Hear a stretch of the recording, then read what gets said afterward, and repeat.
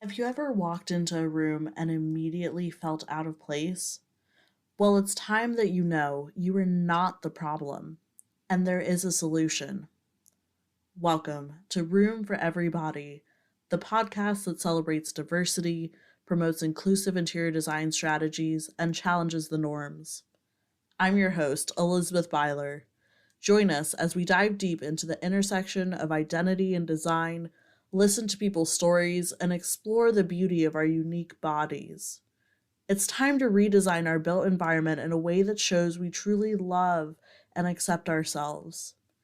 Get ready to step into a world where everybody is celebrated because here there is room for every body. Welcome, everyone. Glad you're here and joining us for another episode of Room for Everybody. Leyah is here today with us to share some of her insights about spaces. So, Leyah, would you mind introducing yourself and sharing a little bit about the identities that you hold? Yes. So, hello. Name is Leyah once again. I am a UX designer. I'm a UX designer in a defense contracting company, and I identify as a Black woman, cisgender. I think that's enough to kind of describe already how my experiences in the workplace are quite unique. Yes. Yeah, which is part of the reason why I think UX designer attaches to me so well, or I attach to it. Mhm. Absolutely. Yeah, it's definitely being a Black woman in the workplace in general, difficult.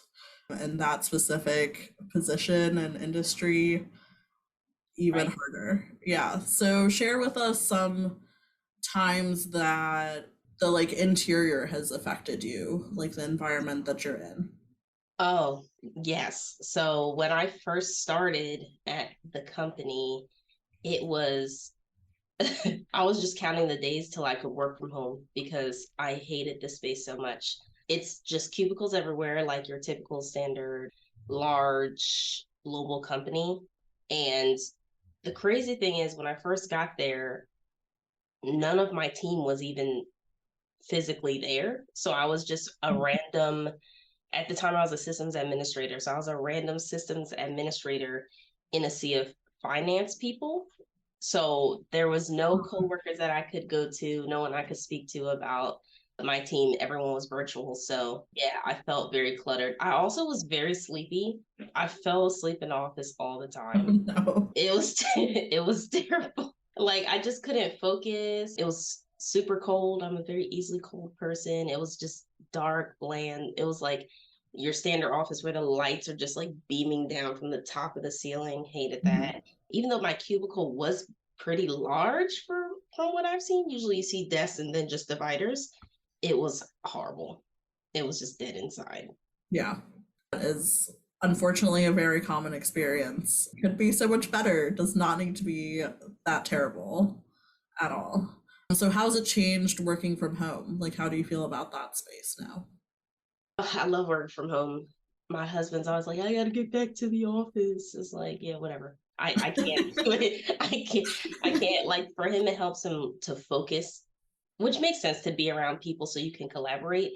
But Mhm. because I know that most of my team is virtual anyways, there's no one to collaborate with. I'd literally just be in this office full of old heads, stressed. So now working from home, it's much better because even though there's going to be times because I work 10 hours a day and I'm off Fridays. So even though there's going to be times where I'm procrastinating, I still get way more work done. My team is more satisfied with my mood and how I interact with everyone. And most importantly, my cats are at home with me, and my cats are my best friends. I need They're them in my very cute. life. They are emotional support animals for me. Yeah, that's fair. I understand that. And I definitely resonate with what you're saying about being at home and not having to deal with some of those unpleasant interactions and like the stress, especially if it's not even your team. Like the Mhm. fact that you were going into work and you're like, these people around me are just not helpful and not the people you need to be connecting with. So it makes a lot of sense for you to just be able to work from home in an environment that's better for you. They were don't get me wrong, they were like very respectful and nice, but I don't like small talk. So going to an office is hell. I don't want to say like good morning, good afternoon. It's just like just let me get to my desk and do the work I need to do. And if you need something, then I have no problem helping you. But other than that, there's no reason for us to talk Hmm. or that we did not. So Yeah, for sure. It is interesting in office culture that there are a lot of those like unspoken rules, like that you're supposed to say good morning to everybody and mhm. like goodbye. Just so many little things. I know someone who was like really upset because he was always going around saying good morning to people, and there was like one person who wouldn't come say good morning to him. I was like, I don't think it's that personal. Like, I think that person just maybe isn't a morning person, maybe just wants to work, maybe just doesn't know that that's the expectation, you know? Like, there's so many reasons for It that. honestly, it is personal, which is why you should mind your business. Like, my reasons for not wanting to say good morning are personal. Yes, they are. And I'm okay with that. I own that. But also, like, your reasons for saying wanting to say good morning to everyone are personal as well. Don't spread your ideology on all of us. Hmm. We all are individuals. And you kind of just got to feel out how different people want to interact. If they don't want to interact with you, you can't force someone to Hmm. be open to that type of interaction. So, Yeah, move on. absolutely. And I think the design of corporate office spaces is kind of to stamp out some of that individuality, like with the cubicles looking very similar, with the lack of personality. I think you said like lack of life or something to that effect. Like it was just a Yeah, just dead inside in there. Yeah. yeah, dull environment is not somewhere that people want to be or that where they feel free to like be themselves and be at their best. And that's why I feel like a lot of young people are leaving to Hmm. be virtual because Right. it's my own space that I don't want to say manipulate because, connotation, but Mhm. that I can kind of alter and adjust, Shape. yeah, and shape for my own comfort, really, and stability. Because, Mhm. everyone, control always has this bad vibe to it, but everyone needs some sense of control in their life in order to remain sane. Some people take it too far, some people don't do it enough, but everyone has to kind of exert some kind of control over your own life literally to exist. So if Mhm. I can find a place where I can work well and compromise with my team, but have a space that's my own, then I'm going to do that. Yeah, definitely. And I think that is really important and like something that people should have that autonomy over their own space and how they want to work for sure. Did you find like any increased neurodiversity working in a tech space and the people you're working with? I wouldn't say it's unspoken, like Mm. a lot of spots in society, unfortunately. And I want to say that because I don't want to say not at all, but I've been very candid and open to my teens over the years because I don't care. If I have anxiety, you're going to know this is stressing Mhm. me out. Like it's not your Yeah. job to handle it, but I'm letting you know what the situation is and how Mhm. I'm approaching it. So I've had several situations where I'm just like, I have anxiety with this situation right now, like, or speaking in front of people, like, even if it's virtual, if it's like 30 people there, typically silent because I don't like to speak around a bunch of strangers. Like, it stresses Sure. me out. So, with that said, in those situations, I've had some people like reach out to me and be like, "Oh, thank you for saying that because, I have anxiety as well and I'm glad that you're, speaking up about that." Then I've actually spoke to my manager the other day and I was like, "Yeah, I have anxiety about talking in front of a bunch of people." And he was like, "Yeah, I do too.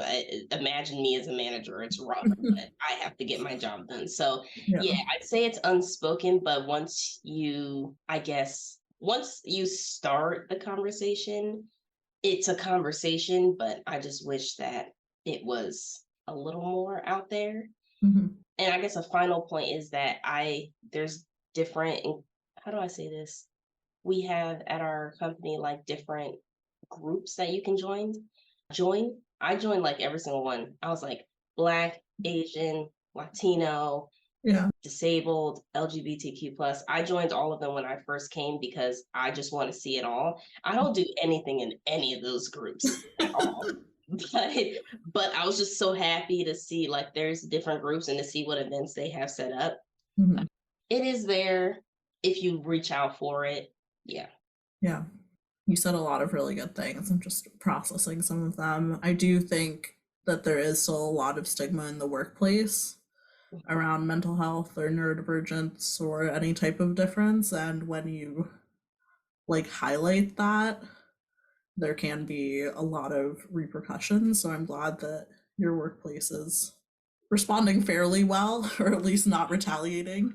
Right. And do think that it's great that you're sharing that with them and helping other people see that it's an option to do. Cool. Well, thank you for being here, Leyah. Any final thoughts that you want to share? Oh my gosh. Maybe because I just like to talk, sign off. No, no final thoughts. Just I think it's important to speak up in the moment about what you personally are going through. It doesn't have to be very specific because I'm very, very private about my business.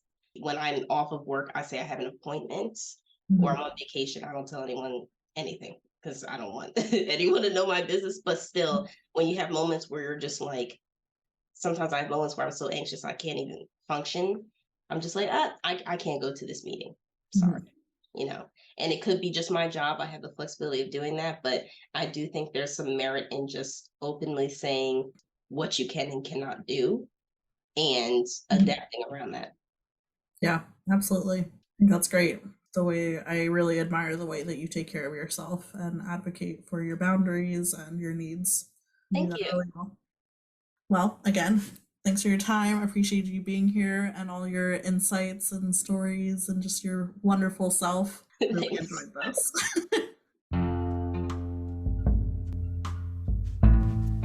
Dear listener, thank you for joining me on today's episode. This podcast is produced by Eden Environments, an inclusive and sustainable interior design firm. Our human centric design strategy creates spaces that are fat and neurodivergent friendly, trauma informed, and sustainable. If that sounds like what you need, contact me through Eden's website to get started. For the latest updates, sign up for emails and follow along on your favorite social media platform. And until we meet again, I wish you gentle days.